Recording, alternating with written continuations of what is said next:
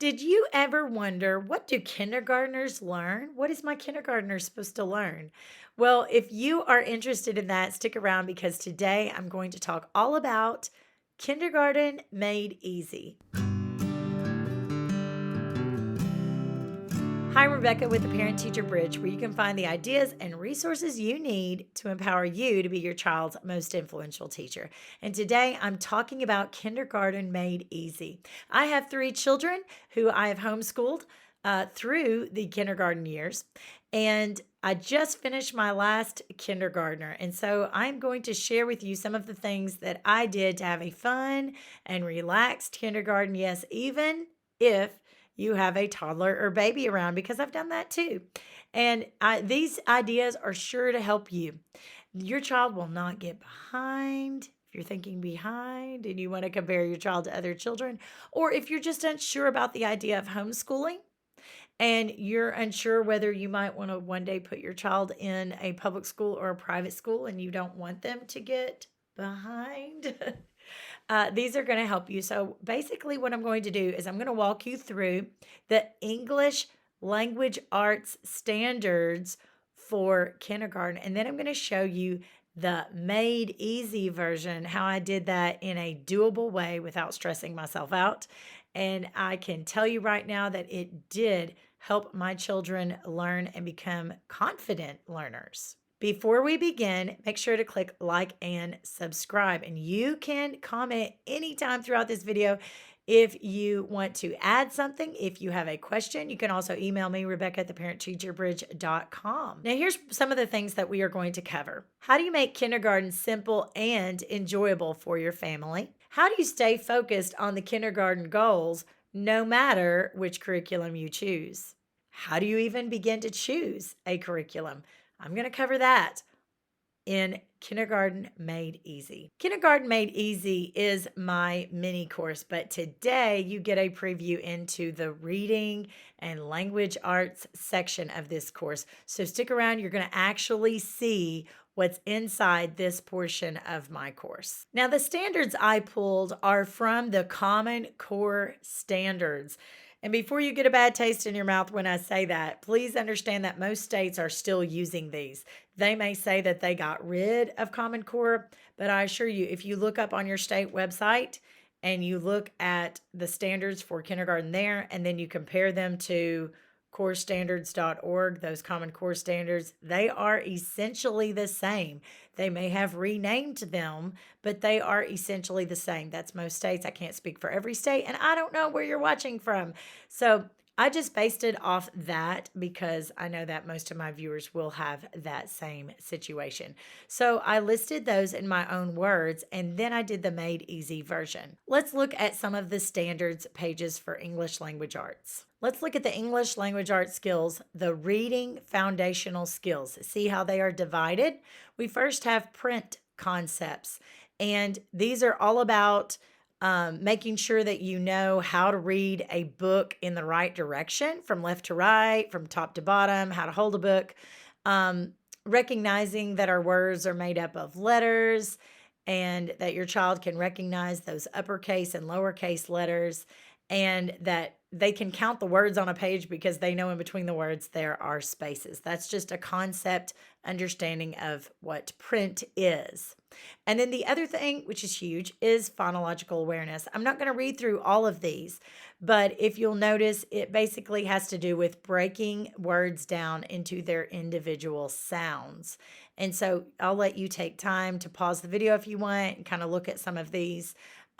But you're going to get all of these in my Kindergarten Made Easy course. It's very easy to print out. Let's look at another one. All right, continuing on with the reading foundational skills, we have the phonics and word recognition section, and it basically goes through other letter sounds. You can have letters that make more than one sound. They can recognize high frequency words, which another word for that is sight words. And they can distinguish between words that are spelled similarly, such as hat, hit, hot. And the other section is fluency, that they can start to read in a smooth and quick enough manner where it sounds like they are talking. They're not reading staccato, very short and choppy. Um, and it says down below, emergent readers will have little to no curveball words that the child would not even know how to sound out. And so it talks about emergent reader books. I go in a little bit more detail to tell you what that is, but that would be like some of these step into reading books that you may get, and then you sit down with your child and you're like, there's no way they're going to know that word because they don't even know what these letter combinations, what sounds they make. They're not going to know those. So I call those curveball words. Um, so it might be easier to read something that is decodable, a short book that is full of words where they know and have the skills to sound out. Let's look at some writing standards. There are some different text types and purposes.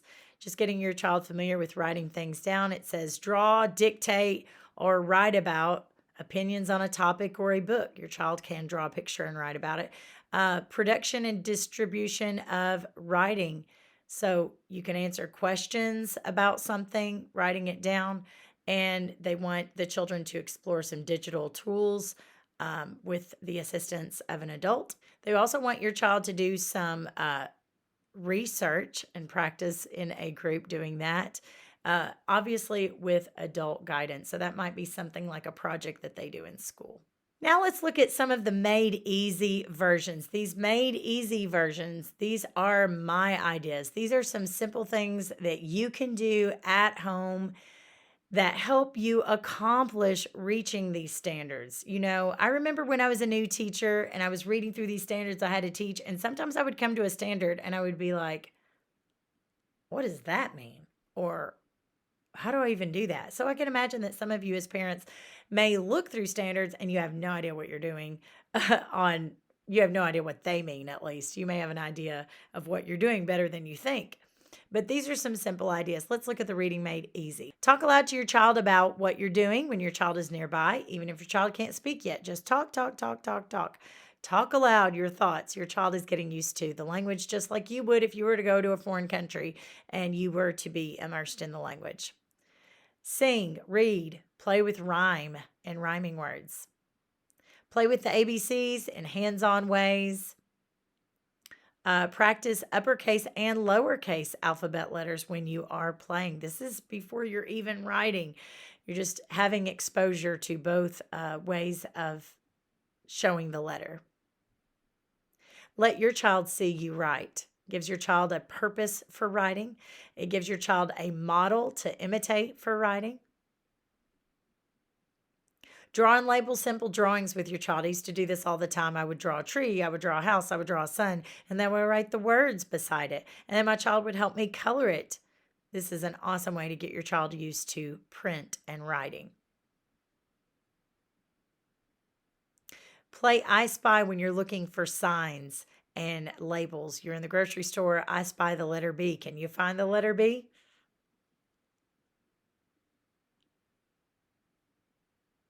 Post family names in places where your child can see them regularly, such as the refrigerator. Let your child see what their name looks like, what mommy's name looks like, what their brother or sister's name looks like.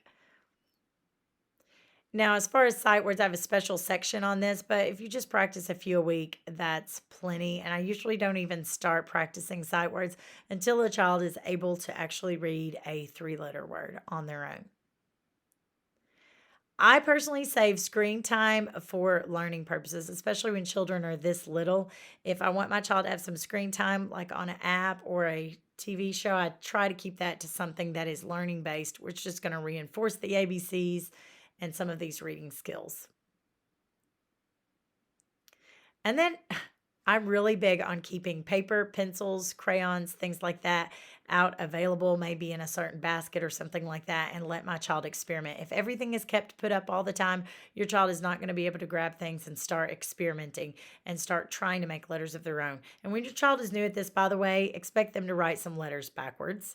One way to help solve that problem is to find out where the starting point of the letter is. A lot of the times it's at the beginning, at the top of the letter.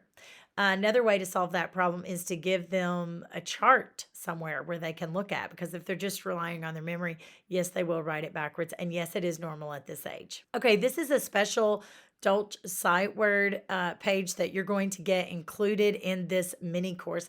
And so I go all into detail about how I teach sight words. Now, I'm not going to read this for you right now, but you can pause the video, look at it later, or you can actually watch some of my videos that I've done about sight words and what my philosophy is with those.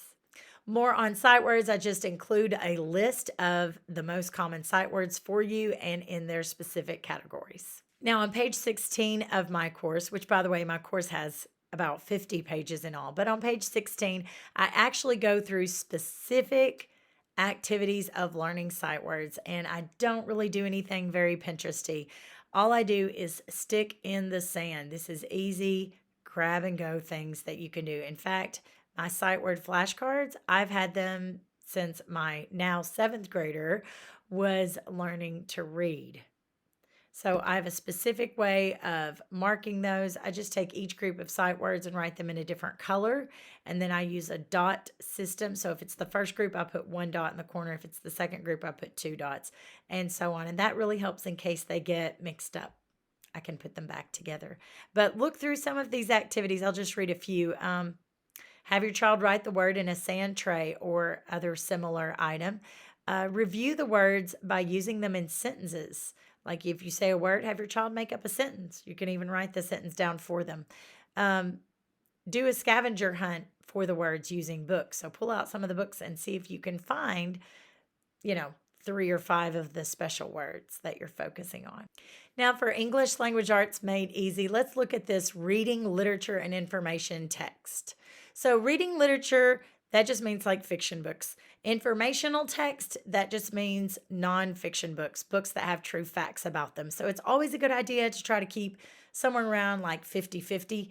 If you go to the library, grab some books that are for fun, they're fiction, they're made up stories, and grab some books that are full of facts as well. They may be history facts, they may be science facts. So keep a good combination of some of those. But it says a child's first experience in learning to read is when a parent reads to the child long before a child can talk or knows the ABCs. Parents should read books and encourage their child to interact with the books. With consistent interaction, your child will be exposed to much of what they are expected to learn in kindergarten. So I give some tips here on what you can do when you're reading aloud to your child. So make sure to pause the video and read through some of those. And then I also include examples to further explain a few of these, such as ask questions before, during, and after the book. Okay, what type of questions? I have a page for that included in Kindergarten Made Easy. Another one is think aloud so your child can see the process you use to understand the book better. How do I think aloud? Okay, well, I have a page to guide you on that. Let's look at some of those. All right, these are some sample questions for reading aloud. So you may check for the understanding by asking something like, what do you think that word or phrase means? Why did, insert the character's name, do that? What are 5 things you learned about this topic? So if they're reading a book about lions, you could say, tell me 5 things you learned about lions. And just having to recall that information is a reading skill. Making predictions. Before you turn that page, you say, what do you think will happen next? How will the character solve that problem? Will this happen? Why do you think that? You can always follow it up with, why do you think that? And then encourage your child to have some opinions. What do you think will happen next? How would you have done that? Would you have done it the same way this character did that? Would you have done something different? What was your favorite part? Which story did you like better? You could read 2 books that are similar but not exactly the same and ask your child to compare. Now, you're not going to need to ask all these questions all the time, and you're going to get used to asking some questions on your own. These are just some sample questions. It is always a good thing while you're reading to your child to stop and ask some questions. All right, here are some think aloud examples. Maybe you haven't heard that term think aloud before, but it is something that teachers say quite a bit. A think aloud gives the parents the chance to model or show how to think when reading a book. During a think aloud, the parent can demonstrate questions that they wonder, predictions that they have, and connections they make to other stories and experiences. So let's look at the I wonder section. I wonder if the tornado will come back for Dorothy. You can just say that, and your child will probably have something to say in return. They might agree, they might disagree. I wonder how many bat species there are in the world. Do you have a guess? Or you might say, I wonder if Harry will escape. Now, all of these questions came from different books, of course. You might model or show your child how to predict, you know what? I think that mouse is going to escape. What do you think? Now, chances are you've had conversations about this type of thing when you're watching a movie together and someone talks out in the movie. It's the same thing with a book, with a story. You might say, I think the children will realize the old lady really isn't a witch. Do you know why I think that? All right. And then last of all, we have a making connections section. Now, you may say something like, this part of the story reminds me of that movie we watched last night when this happened. What do you think? What does it remind you of? Or you might, let's say you're reading a nonfiction book. This book about alligators reminds me of what happened on our zoo trip. What does it remind you of? Okay, so hopefully you get an idea of some of those.